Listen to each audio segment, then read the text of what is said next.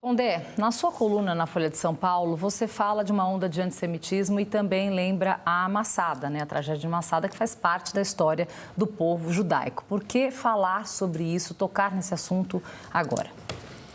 Bom, a questão de Massada é uma questão simbólica muito importante na história de Israel, da Israel antiga, né? Que existe a Israel moderna e a Israel antiga. Porque foi uma última resistência que homens, mulheres e crianças ficaram aquartelados numa fortaleza que fica no alto de uma montanha, perto do Mar Morto, no meio do deserto da Judéia. E essa fortaleza acabou caindo na mão dos romanos. E antes que os romanos chegassem lá, porque eles estavam subindo, todos se mataram, cerca de 1000 pessoas, né? E essa é uma história muito conhecida. E os soldados de Israel, quando eles estão fazendo formação, eles vão a Massada. E essa frase, Massada nunca mais, é repetida pelos soldados. Então, quando eu falava na coluna da Folha disso hoje, é porque é para ajudar o leitor brasileiro a entender qual é a psicologia do soldado de Israel a essa altura. Toda a guerra que Israel enfrentou com os árabes, e antes foram países, agora é o grupo terrorista Hamas e Hezbollah, não são países propriamente, né? Todas as guerras que Israel enfrentou, sempre esteve uma questão em jogo. Se perder, deixa de existir. E continua sendo a mesma coisa. O objetivo do Hamas é destruir Israel, não é jamais fazer 2 estados. Todo mundo que não é mentiroso sabe disso, certo? Então, isso faz com que, assim como fez em outros momentos, e agora de novo, que quando esse soldado vai para a guerra, ele vai totalmente para a guerra, porque ele sabe que se um país árabe perdesse a guerra no passado, ele não deixava de existir. Israel sempre teve sob ameaça de parar de existir. Então, e o antissemitismo ao qual eu me referia, é porque primeiro eu estava falando na coluna de um certo setor da esquerda que é antissemita há muito tempo, no sentido de que os judeus são ricos, são opressores, certo? Que é um discurso clássico. Na realidade, isso aparece, por exemplo, da Rússia, na czarista, os chamados protocolos do Sábio de Sião, que o Hamas abraça. Segundo a tese, todos os problemas do mundo vêm dos judeus ricos.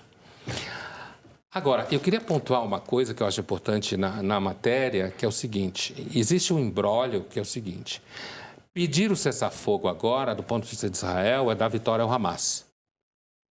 Porque o que o Hamas fez, o objetivo do Hamas é que isso acontecesse.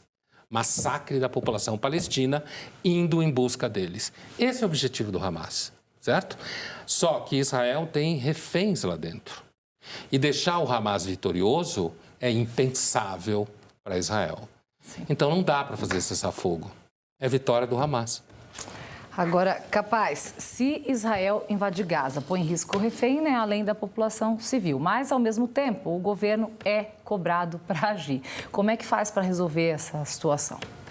Então, Karen, ouvindo o Pondé aqui, você vê que situação difícil que foi criada, né? Um movimento terrorista, que é o Hamas, invade Israel com este objetivo, faz uma ação terrorista, sabendo que a reação seria também na tentativa de ser a mesma proporção.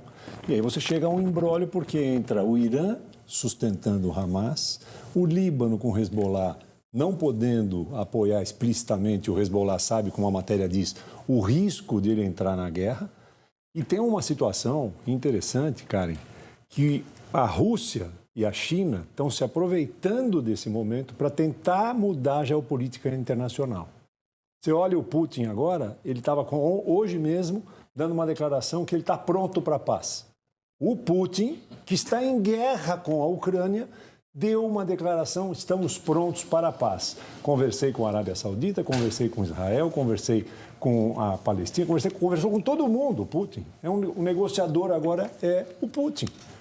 E a China, porque eles estão vendo que se isso acontecer, esse imbróglio todo, você vai mudar o sistema e ele quer transferir essa falta de credibilidade de ONU e tudo para não interferir. Você vê que não se fala mais da guerra da Ucrânia e Rússia.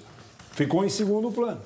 Então tem uma coisa, uma geopolítica por trás desses movimentos e, ao mesmo tempo, uma frase, viu, Pondé, que eu estava vendo da Golda Meir lá atrás, quando ela renunciou após aquela de Yom Kippur. de Yom Kippur, ela deixou uma frase muito incrível naquele momento, que ela disse o seguinte: eu não tenho ódio de vocês por terem matado nossos filhos, eu tenho ódio por vocês terem nos feito matar os filhos de vocês.